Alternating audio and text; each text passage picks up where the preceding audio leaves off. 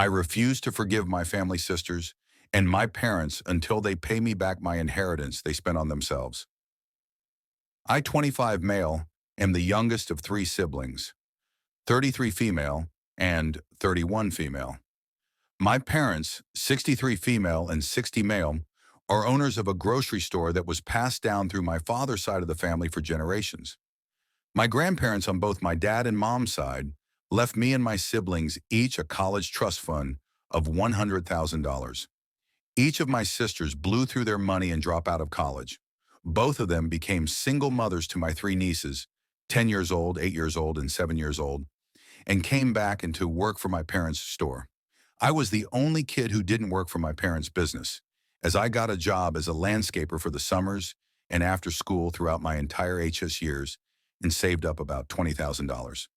I got accepted into college on a partial scholarship, and I was beyond thrilled because I knew I had a great opportunity to leave college debt-free and own my own home by the time I was 22. Just as my sisters did when they turned 18, I asked my parents to turn over access to the trust wanted to have the money under my control, just like my sisters did. That's when parents told me we would discuss this at dinner tonight.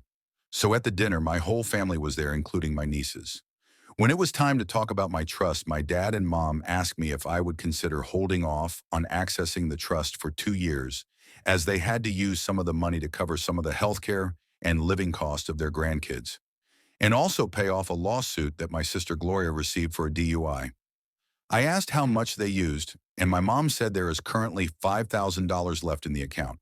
So they spent $95,000 and none of it went to me. My dad said, "We just need you to think about your family and understand that we need your help in this request."